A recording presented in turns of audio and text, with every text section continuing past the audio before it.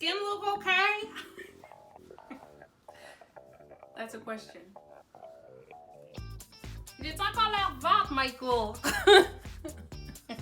Ouais.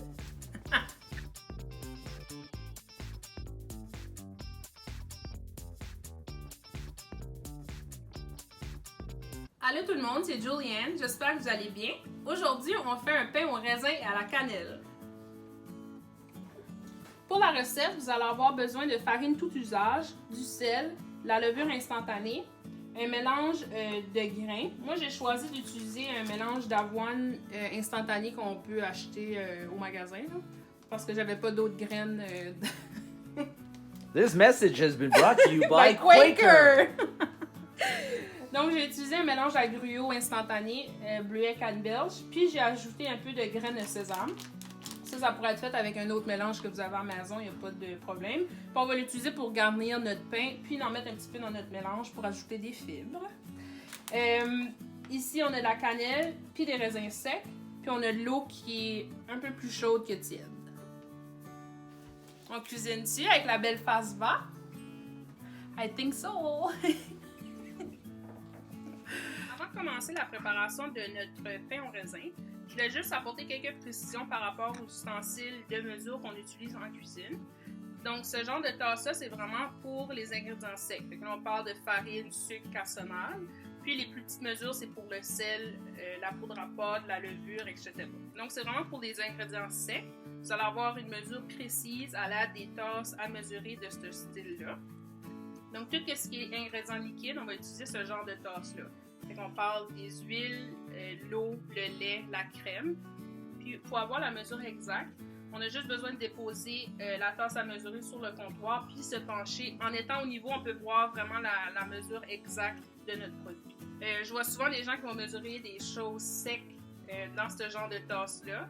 Puis, ça ne vous donne pas vraiment la bonne mesure. C'est vraiment fait pour les liquides. Avec tout ça, on s'en va faire du pain au raisin. Donc, pour commencer notre pain, on va avoir besoin de 2 tasses et demie de farine tout usage.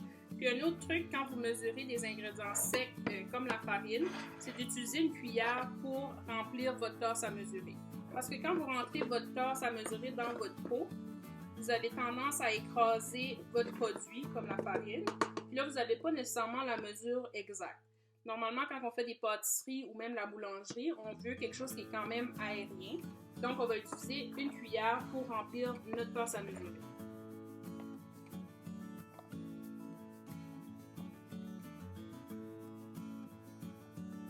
Une fois que notre tasse est bien remplie, on va juste l'égaliser. Ça peut être avec un couteau ou juste le manche de la cuillère pour enlever l'excédent. Comme ça, on a vraiment la mesure exacte de notre produit qu'on a besoin. Puis on le remet juste dans le pot tout simplement. À mon 2 tasses et demie de farine, je vais ajouter un petit peu du mélange de grains. Donc, j'ajoute environ une demi-tasse. Puis, je vais m'en garder un petit peu pour mettre sur mon pain. À mon mélange, je vais aussi ajouter une cuillère à thé et demie de sel. Puis, à ça, je vais aussi ajouter une demi-cuillère à thé de levure instantanée. Puis, la levure instantanée, la seule différence, c'est qu'on peut l'ajouter directement dans notre recette. Donc, on n'est pas obligé de la diluer dans un liquide chaud. Avant de l'utiliser. On peut juste l'ajouter directement dans notre mélange. Puis à mon mélange, je vais aussi ajouter une tasse et demie d'eau chaude. Puis quand je dis chaude, c'est plus chaud que tiède, mais si vous allez trop chaud, vous allez tuer votre levure. Si c'est trop froid, ben, on va avoir de la misère à s'activer. Donc j'ajoute une tasse et demie. Au début de la vidéo, je parlais des ustensiles qu'on utilise pour mesurer. Moi, j'ai fait de l'école de cuisine, puis on utilisait souvent des balances. On pesait tous nos ingrédients, autant les liquides que les solides. Comme ça, on a vraiment quelque chose de précis. Puis la pâtisserie, c'est pas quelque chose qu'on peut faire à l'œil normalement. C'est vraiment des choses qui sont précises puis mesurées. J'ai même pas mis les raisins et la cannelle. À notre pain, on va ajouter une demi-cuillère à thé de cannelle moulue. Puis à ça, je vais aussi ajouter une demi-tasse de raisins secs. Je vais juste m'assurer qu'ils sont pas tous pognés ensemble.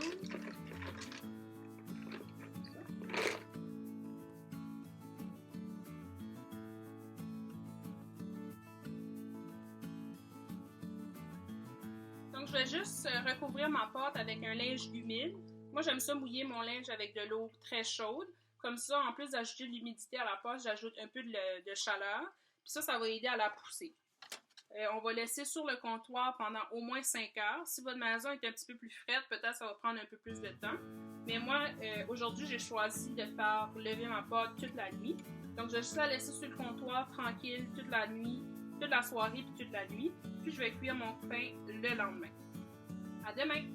Voici ma boule de pâte après la poussée. Moi, j'ai fait le pain hier soir. Puis là, on est rendu le lendemain vers 11h. Puis, qu'est-ce qu'on va faire? C'est qu'on va la mettre sur un papier parchemin pour la cuire dans notre cocotte. Puis, on va laisser pousser une autre fois pendant 40 minutes. Je vais juste ajouter de la farine sur le dessus de ma pâte. Je vais la prendre. Je vais la replier vers l'intérieur. Le but de ça, c'est juste pour la décoller du bol. Vous allez voir, c'est quand même assez collant comme pâte, mais c'est normal. Une fois que j'ai décollé la pâte, je vais mettre le côté fariné sur mon papier parchemin.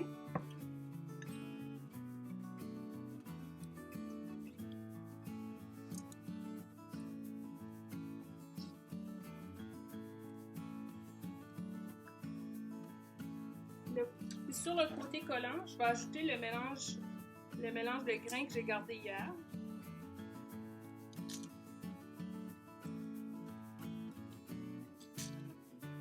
C'est environ 2 cuillères à table. Puis je vais recouvrir encore une fois avec un linge humide propre. Puis je vais laisser pousser pendant 40 minutes. Donc la deuxième poussée de notre pain, c'est environ 40 minutes. Moi, ce que je vais faire, c'est après 20 minutes d'attente, je vais préchauffer mon four à 450 degrés Fahrenheit. Puis je vais ajouter une cocotte en fonte.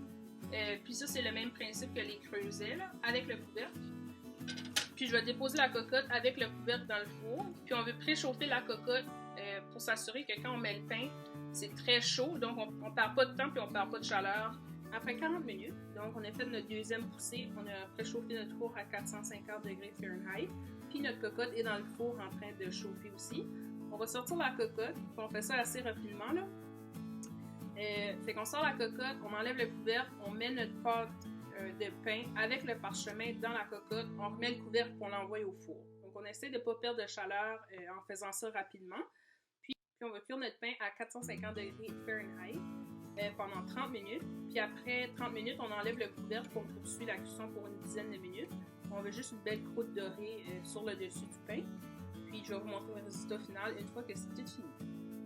Donc, ma cocotte est bien chaude. Je vais juste déposer mon pain. Une fois que mon pain est déposé, je remets le couvercle.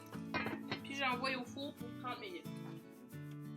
Donc après 40 minutes de cuisson, 30 minutes à couvert et 10 minutes à découvert, on va couper notre miche de pain en deux. Vu que ma cocotte est un petit peu plus grande, j'ai un pain qui est beaucoup plus plat, mais ça ne change pas le goût. Si vous avez une cocotte qui est plus petite, ça serait l'idéal pour faire la cuisson au four.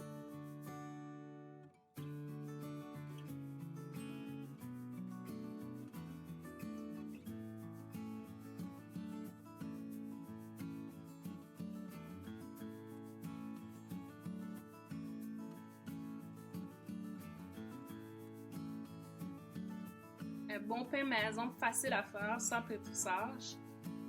Et voilà.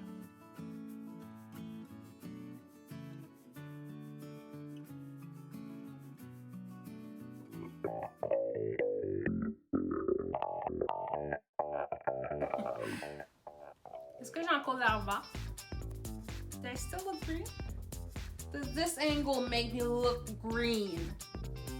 Still green? Still green. Oh God.